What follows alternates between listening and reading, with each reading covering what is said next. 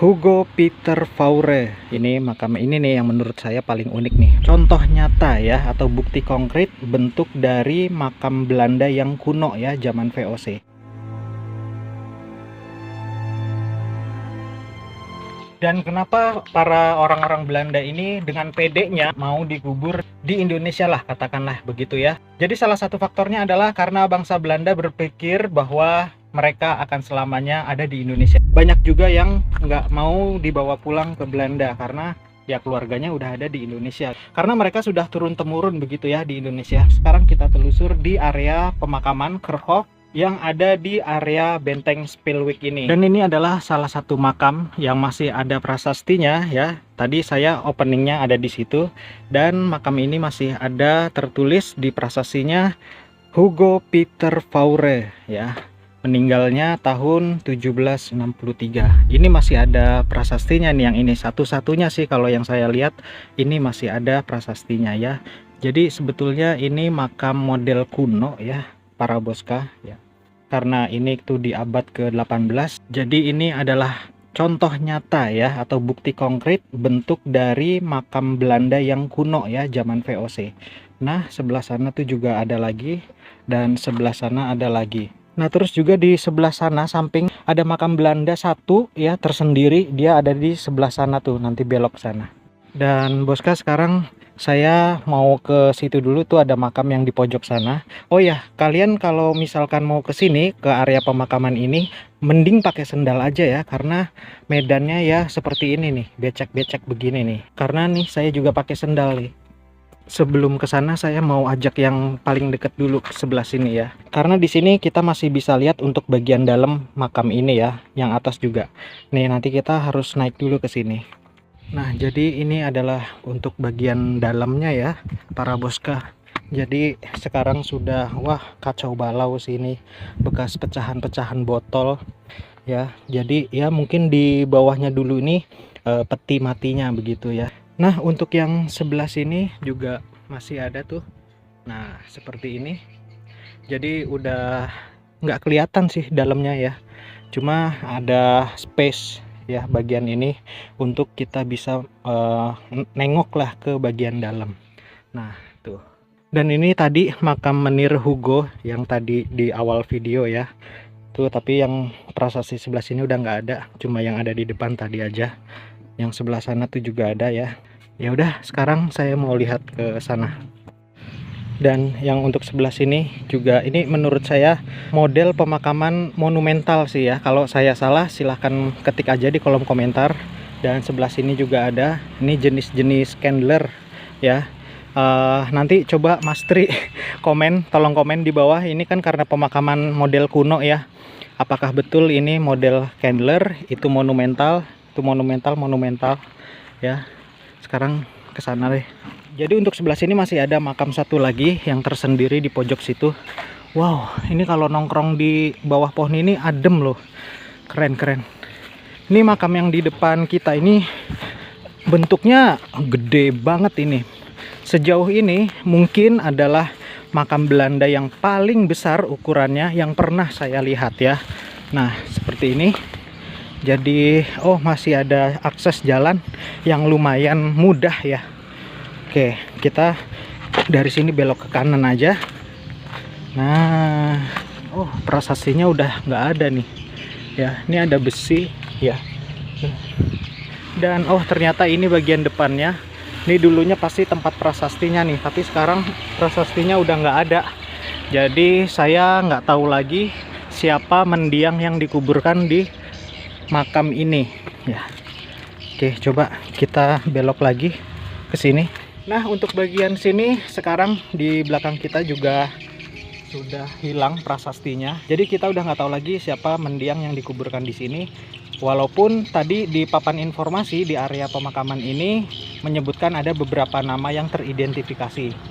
Cuma karena di sini udah nggak ada prasastinya ya, jadi siapa tahu bukan nama yang tertera di papan itu atau yang memang tidak teridentifikasi. Tapi saya jadi curiga deh, ini karena makamnya gedenya kayak begini, saya jadi curiga ini kayaknya makam untuk satu keluarga deh ya. Kan ada ya cukup banyak pemakaman Belanda baik kuno maupun modern yang berisi satu keluarga gitu. Ini makam yang paling besar sejauh selama saya berkonten ya. Nah ini tuh parit atau kanal ya, sebagai salah satu sistem pertahanan dari benteng Spilwijk ya, untuk memperlambat gerakan musuh ya. Nah di sini makam-makamnya nih ya, jadi dibatasin sama parit ini. Dan di sebelah makam yang besar ini, di sini juga ada makam Belanda ya, satu gitu. Cuma ya menurut saya lumayan gede juga sih, orang Belanda kan gede-gede ya. Tuh. Di sini harusnya nih ada prasastinya nih dulu ya, tertulis nama, meninggalnya kapan, lahirnya juga kapan ya, tapi udah hancur begini. Yaudah sekarang kita lanjut lagi untuk melihat yang sebelah sana deh ya. Nah ini dia nih makamnya nih. Sebentar ya, saya mau ngedeket. Saya mau lihat makam yang ini, sempat sendal saya kesangkut di situ. Nah ini adalah makam yang saya bilang mirip kue lapis ya. Nggak tahu beneran kue lapis kayak begini atau enggak, tapi saya pernah makan kue lapis yang bentuknya kayak gini. Nah di sini juga udah nggak ada prasastinya lagi, udah nggak ada, udah hilang. Dan juga di sini ada lagi, ini sini ada. Nah tapi saya jujur ya, saya baru lihat nih makam Belanda yang bentuknya seperti ini. Jadi saya belum tahu nih jenis makam ini tuh jenis apa gitu ya. Kalau itu kan mirip jenis monumental ya, ini juga. Dan ini candler. Nah yang ini nih unik banget nih, ini jenis apa ini? Nah ini makamnya lebih kasihan lagi nih, udah tenggelam dia, hampir tenggelam nih makamnya ya. Tuh sebelah situ juga tuh, tapi ini sih ngenes banget ini, kayak rasa cintamu ke dia. Untuk pemakaman yang ada di area benteng Spilwijk ini, mereka yang dikuburkan di sini adalah orang-orang yang dulunya bekerja di ruang lingkup benteng Spilwijk ini ya. Jadi mungkin sebagai bentuk penghargaan atau penghormatan boleh dimakamkan di area benteng Spilwijk ini. Tapi kalau untuk usia, jadi memang usianya lebih tua bentengnya ketimbang usia dari makam-makam yang ada di area benteng Spilwijk Banten ini. Makam kuno peninggalan VOC Belanda abad ke-18 di area benteng Spilwijk ini sekilas cuma kelihatan komplek makam yang rusak, tapi disinilah dimakamkan para punggawa benteng Spilwijk. Mereka bisa saja bukan tokoh besar, bukan pejabat tinggi, tapi mereka tetap bagian dari sejarah negeri ini, khususnya Banten. Benteng Spilwijk bukan cuma tempat perang, tapi juga pusat aktivitas. Di dalamnya banyak profesi yang dijalani oleh orang-orang Belanda yang tinggal di sini. Ada tentara dan komandan pasukan benteng yang siap siaga mempertahankan benteng dari ancaman musuh. Ada mekanik senjata dan pandai besi yang bertugas membuat atau memperbaiki meriam, senapan, pedang, dan peluru. Ada juga pendeta yang melayani kebutuhan rohani para serdadu VOC, karena di dalamnya benteng Spilwijk ada sebuah kapel kecil untuk para tentara VOC beribadah.